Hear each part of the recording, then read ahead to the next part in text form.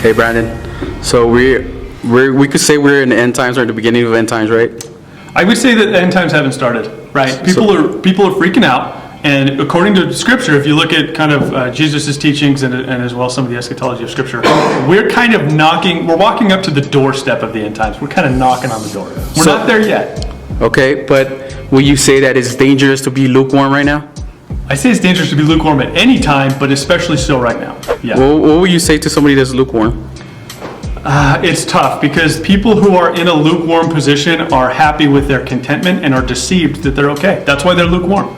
The church in Laodicea was trusting in material gain. They were thinking that because we've been blessed materially, God must be, He must be pleased with what we're doing, otherwise we wouldn't be blessed like this. And that's kind of the same concept we see in Western Christianity today, that prosperity gospel, right? A lukewarm church that is relying on a hope or a trust in things that are not the Creator. And as a result, they're not doing anything that they've been called to do. As Christians, we have work to do, right? People who have no ministry, people who have no relationship with Christ, who only go to church for an hour and a half on Sundays and only get 30 minutes of some very light, milky word of Scripture and then try to count that as a Christian walk, that is the lukewarm Christian that this message is going to. You will not make it.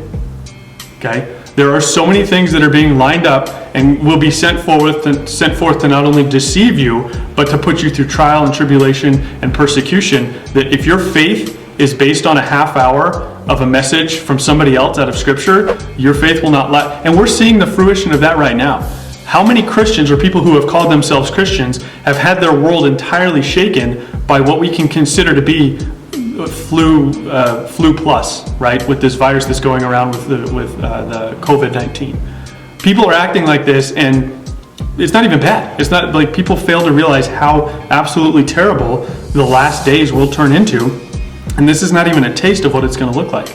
So if this has shaken you, right? If this has caused you to kind of assess, that's a good thing, right? We need to be objective in where we are. We need to actually look inward and say, am I being diligent in the Word? Am I hungry for the truth? Am I relying on God? Do I have a relationship with Him? Can I hear His voice so that if things do fall apart within the next couple of years here, I'm not freaking out like the rest of the world is and I actually have a hope and a relationship with Christ.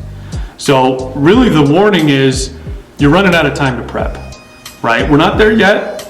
According to Scripture, according to the things we see, according to what's going on right now, there's still some time before the countdown actually begins, before the clock starts ticking within what we see in Revelation and within Daniel and some of the other Old Testament prophets. But that's not to say lean back on your haunches, because it takes time to develop and mature. So now is as good a time as any to get serious and to dig into the Word and create the self-control and self-discipline to start good habits. Reading the Bible every day, spending time in prayer, not being distracted, listening for God's voice. And if we do that, we will yield a maturity that will be strong enough to bring us through trials and tribulations that we're ultimately going to face. So then, because thou art lukewarm and neither cold nor hot, I will spit thee out of my mouth.